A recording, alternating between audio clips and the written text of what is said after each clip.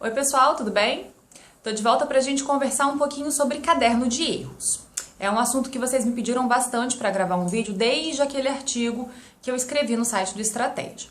Bom, antes de eu explicar como é que é o caderno de erros e quando você usa, eu queria puxar um pouquinho a orelha de vocês. Quando a gente está estudando para concurso, a gente tem muita vontade de fazer número, né? Quando eu converso com vocês, vocês costumam me passar informações do tipo, eu já estudei sei lá quantas mil horas, ou já fiz sei lá quantas mil questões. E a minha preocupação sempre é, peraí, você fez 1000 questões de tributário, você estudou os erros de todas aquelas 1000 questões de tributário que você fez? Se você está estudando para receita, você fez 1000 questões da ESAF de tributário, cada uma com 5 assertivas, você estudou cada assertiva que você teve dúvida? Mesmo as que você acertou, que às vezes a gente acerta com um empurrãozinho ali da sorte, não é mesmo? Então, mais importante do que você fazer milhões de questões é você estudar os teus erros. É importante fazer muitas questões? Sim, muito importante. Agora, estudar o erro é igualmente importante, tá? Porque já conversei com vocês sobre input e output. Quando você faz questões, se você só faz as questões, corrige teu percentual e toca pra frente, o que que acontece? Você só coloca no papel o que você já sabia. Na melhor das hipóteses, você dá uma massificada naquele conteúdo porque você está revendo uma coisa que você sabia. Já aquelas partes que foram meio confusas para você ou que você errou, você vai varrer para debaixo do tapete se você não estudar. Então, você tem que transformar o momento das questões na forma mais otimizada possível ali de você estudar, de você reter conteúdo. Então, você tem que fazer o output de informações, ou seja, pegar a informação que está na tua cabeça, que você colocou ali a duras penas via estudo da teoria e pôr no papel, né, fazendo as tuas questões, como também fazer o input, você também tem que aprender naquele momento, não só mais massificar um conteúdo que você já viu, fazer o input, colocar dados novos na cabeça. Como? Estudando os erros. Às vezes você vai cruzar com informações ali nas questões que não estavam na teoria. Isso é importante. Às vezes vai estar colocado ali uma coisa que você viu, mas vai estar virado do avesso, porque vocês conhecem o examinador, né? Eles vão virar do avesso e pronto, para você é como se fosse uma informação nova. Então, as questões, ali você tem muito material para aprender, não só para colocar o que você sabe para fora, não só para apurar percentual de acerto. Isso é importante, sim, mas você também não pode deixar de lado o estudo dos erros, tá? Todo mundo de orelhinha puxada, né? Agora vamos explicar o que é o caderno de erros, como faz, para que serve, quando que você faz esse caderno, quando que você revê esse caderno, tá? Seguinte, quando você começa a estudar um capítulo do seu livro, do seu PDF, uma aula, você vai fazer o estudo da teoria. Você vai grifar aquela teoria, você vai fazer pequenos resuminhos nos pontos mais relevantes, ali quando a informação está muito pulverizada, é bom condensar, né? Falei isso com vocês no Instagram, falei isso com vocês já em artigo, condensa a informação em pequenos esqueminhas, resuminhos, mas não resumo de texto corrido, resumo longo, resumo curtinho, em pontos específicos. Beleza, fez o estudo todo, vai para a bateria de questões, é importante fazer as questões do PDF, fazer as questões do teu livro, tá? Ficar estudando teoria até o final para dizer que agora eu tô muito bem na matéria, agora eu vou fazer questões. Não, é para começar as questões do início. Mas eu sou iniciante, vou me sair mal. Supera. Você vai aguentar a porrada de apurar teu percentual e tomar um susto. Faz bem, faz bem. É parte do caminho para você se tornar um concurseiro experiente. Então tá. Estudou a teoria do modo que eu expliquei, foi para as questões, fez as questões. Agora eu pulo do gato, hein? Apura o teu percentual de acerto. Observa o que você errou. Muita atenção no que você errou, tá? Eu acertei, mas essa assertiva aqui, cara, se isso caísse na prova estilo VOF, estilo CESP, eu tinha dançado. Aquela assertiva também é importante. Então, não só as que você errou, as que você teve insegurança, mesmo que você tenha acertado. Vamos lá, o que você vai fazer com essas assertivas? Não importa, tá, pessoal, se é estilo CESP, VOF, ou se é estilo ESAF, por exemplo, que tem múltipla escolha. A gente vai analisar assertivas, não importa o formato que elas vieram. você vai fazer o seguinte, você vai abrir um arquivo de Word para cada matéria da tua prova. Se você tem 15 matérias, você vai ter 15 arquivos. Se tem 8 matérias, você vai ter 8 arquivos. E aí você vai colocar no topo desse arquivo de Word o nome do capítulo que você está estudando, porque depois vai misturar. Você vai ver por que precisa. Coloca o nome do capítulo. Capítulo tal, aí você coloca o assunto do lado. E aí você vai fazer isso assim na velocidade da luz, tá? Que você não tem tempo para perder. É Ctrl C, Ctrl V do PDF ali pro caderno de erros. Ah, eu tô fazendo questões no livro, aí você vai ter que digitar. Mas muitos de vocês estudam por PDF, né? Então vai ficar mais fácil. Ctrl C, Ctrl V. Ah, eu tô fazendo questão do TEC Concursos. Ctrl C, Ctrl V também. Cola lá a assertiva que você teve dificuldade. Ou que errou, ou que acertou, mas ela acertou meio que num golpe de sorte. Vai colocando todas as assertivas. Gabriela, é para botar a questão toda com o comando da questão? Não, só assertiva, a não ser que perca o sentido sem o comando. Aí você dá uma resumidinha no comando, tá? Mas a princípio só assertiva.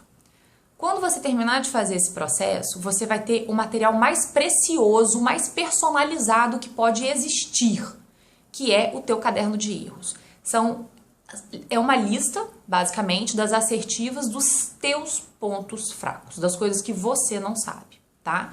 Então, você vai fazer isso para todas as matérias, para todos os capítulos que você estudar. Então, você vai ter a lista das assertivas. Lembrando, não é para dar Ctrl C, Ctrl V na questão inteira, é só na assertiva, para ficar bem objetivo. Uma observação. Não coloque a assertiva errada lá.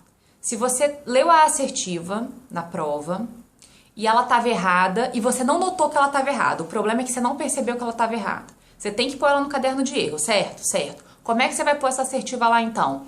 Corrija, troca o trecho dela que está errado pela resposta correta, transforma a assertiva falsa numa verdadeira e cola lá. Por quê? Pensa daqui a alguns meses, você vai ter um caderno de erros grandão já para várias matérias, né? Dividido em vários assuntos, vários capítulos, e ali no meio você não vai mais ter controle de qual assertiva tá certa, de qual tá errada. Não adianta, eu vou colocar a assertiva ali que tá errada e escrever errado do lado. Teu cérebro não grava assim. Na hora da prova, você vai lembrar só da frase e você não vai conseguir raciocinar se aquilo é certo ou se é errado. Coloca nada errado lá, tudo corrigido. Beleza. Vai fazer isso para todas as matérias em todos os capítulos. Estudou a teoria, grifou a teoria, fez resuminho dos pontos que você sentiu que precisava, fez as questões, corrigiu as questões, fez o caderno de erros, todo, bateria inteira de questão, beleza, guarda lá teu caderno de erros, passa para o próximo capítulo. Show! Eu posso fazer à mão? Não acho uma boa ideia fazer à mão. Por quê? Com o tempo, você vai sempre revendo o caderno de erros. Já digo quando que você vai rever o caderno de erros. Você vai rever com muita frequência. E você vai ler e reler também teus grifos. Com o tempo, você vai ver que muita coisa que você botou ali no caderno de erros, agora é bobagem para você, agora ficou fácil. Então, você vai tirando as coisas do caderno de erros. Porque daí, quando sair teu edital e você for ler esse caderno, o caderno vai estar super enxuto. Vai ser o melhor material, o mais enxuto para você. Então, fazer à mão é ruim, você não vai conseguir tirar o que hoje para você é difícil, mas se Deus quiser, daqui a alguns meses, vai ser banal. Então, à mão eu não acho uma boa ideia. Eu não quero fazer caderno de erros assim. Já que eu imprimo o PDF, eu prefiro marcar um xizinho nas assertivas que eu achei difíceis e depois reler. Posso fazer assim? Pode. Mas se você me perguntar, Gabriela, quando você era concurseira, você fazia de qual jeito? Eu fazia com os arquivos de Word. Por quê? Porque na hora do momento pós-edital, que é a hora que você já tá nervoso, você já tá mais desconcentrado, você já tá mais cansado, né? Tá aquele momento faca no peito. Cara, a melhor coisa era pegar aquela lista de assertivas de todas as matérias e ir direto, assim, enfiar o dedo na ferida, sabe? Onde eu tinha dificuldade. Isso pra mim fez a maior diferença do universo. Então, dá pra fazer de outra forma, marcando no próprio PDF? Dá. Se fosse eu fazendo, o que eu faria? Eu faria nos arquivos de Word, tá? Beleza. Quando que você vai usar esse caderno de erros? Que não adianta fazer também e jogar pro cantinho, né? Fazer pilha em casa de caderno de erros, não olhar, não resolve. Seguinte, lembra que eu falei com vocês das revisões cumulativas? Se você não viu o vídeo das revisões, tudo sobre revisões parte 1, tudo sobre revisões parte 2, vai lá e assiste, porque vai te ajudar muito. Quando você fizer as revisões cumulativas, você vai ler os grifos do seu PDF e o caderno de erros. certo? Então é nesse momento que você vai ver seu caderno de erros. Ah, eu estudou revisão rápida, gente, como é que é a revisão acumulativa? Estudou a aula 0, estudou a aula 1, volta, lê os grifos e caderno de erros da 0 e da 1. Estudou a aula 2, estudou a aula 3, volta lá na 0, lê os grifos e o caderno de erros da aula 0, 1, 2. Tranquilo? Beleza, pessoal, é nesse momento então que você revê o caderno de erros. Agora, o melhor momento, assim, que você vai sentir, cara, graças a Deus que eu fiz esse caderno de erros, pós-edital. Pós-edital, porque ali você vai precisar de ter um material realmente muito otimizado e muito personalizado. E não tem PDF feito por professor nesse mundo que é mais personalizado do que isso. Agora, é um material que não se compra, você vai ter que construir. Na hora que você está estudando, você pode até achar que não faz tanta diferença assim, mas nas revisões cumulativas você vai notar a evolução. E lá, pertinho da prova, mais ainda. Na semana da prova, nossa, melhorou. Aquele momento da semana da prova, não é legal ficar vendo muita matéria nova, né? Porque você não vai conseguir reter, a chance de você ficar nervoso é muito grande, só se for um detalhe, uma coisinha muito miúda. Eu normalmente planejo um momento pós-edital com meus coaches da seguinte forma. Uma semana antes da prova, todo mundo acabou de ver o edital todo.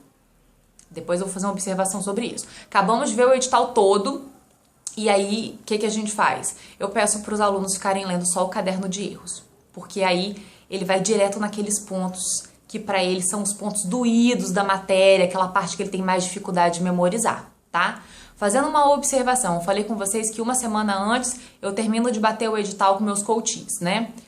Lembrando que muitas vezes o aluno já chega para mim no momento de reta final, às vezes não dá tempo de ver tudo, às vezes nem vale a pena ver tudo. Por quê? Você tem que calcular quantidade de matéria, se tem corte por matéria, né, ponto mínimo por matéria, o peso daquela matéria no teu concurso, teu grau de facilidade, dificuldade para matar aquela matéria. Então, às vezes a gente pinça, escolhe o que a gente não vai estudar, dependendo do grau de atraso que o aluno já está, ou de dificuldade, enfim. Então, só fazendo essa observação. Muitas vezes a gente bate o edital todo, mas às vezes a gente não bate o edital todo. A gente seleciona. Sabe qual matéria que eu mais costumo fazer isso? Informática. Mas depois é papo para outro vídeo, beleza? Se você ficou com alguma dúvida, deixa aí mensagem para mim. Não deixa de me seguir nas redes sociais, tá? Tô postando bastante coisa no meu site, menteconcurseira.com. Também posto bastante no Instagram, no Face. Pode mandar mensagem para mim, tá bom? Aguardo o retorno de vocês. Um beijo!